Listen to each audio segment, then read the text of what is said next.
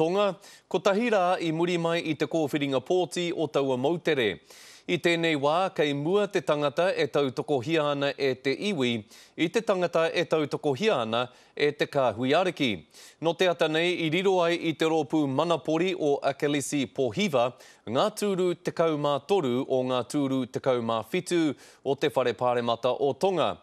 Nā, kei luku alofa, tā mātou kai kawe kōrero a Roihana Nuri, me whakawhiti atu tātou ki aia I nai anei. Roihana. Ko tīmata ngā mema o te rōpū mana pori o Tonga te taimai ki konei ki te whakanui I tō rātou Wikitoria. Kua whiwhi nei I a rātou te nuinga o ngā tūru ki roto I te whare pāremata o Tonga, ina tō rātou hari, tō rātou koa, mo tēnei rā nui whakaharahara. Kei roto te mana o te kāwanatanga hou o Tonga I ēnei pauaka.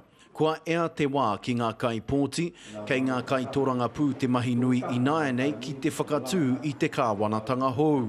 Tonga Tapu 1, we have Samuela Akelisi Pohiva with 1,657 votes.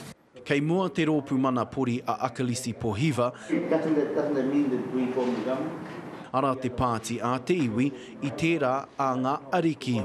This is the first meeting after the election, and you observe the part of our meeting. Everybody was happy, and we are going to celebrate the result of the election. Tata ki te iwa te kau ōrau o ngā kai pōti o Tonga I tuku I wārātau pōti.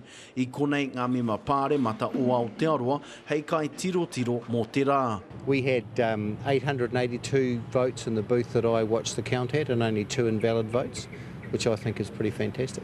E iwa ngā tūru kei ngā ariki, te kaumarua ngā tūru kei te rōpū mana pori a Akelisi Pohiva, ki te tautoko ngā tūru e rua I aia, ka tohua ia hei pirimia hou. If we can do it, our number will go up to 15, and then we can run the government. Ki runga pepa, he māmā te kite ko Akelisi Pohiva te tangata kua tohua e tiwi hei pirimia hou.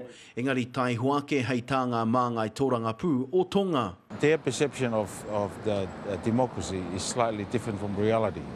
Often when you talk to people in the villages, they think democracy, they're going to be well off overnight. But I think that I warn them that it's not going to happen like that. Ko ti te wātuku pōti a Tonga, I nāenei ko te mahi he ko tui I tētihi kāwanatanga hou. Hei te mane ka hui anō te pāti a Akelisi Pohiva ki te whiriwhiri I te huarahi whakamua. Ko te tūmana ko hei te tūrei, ka noho tana pāti me te huitahi ki e rātu I Waimarie, hei reira tīmata e ngā kōrero ki te hanga I te kāwanatanga hou o Tonga.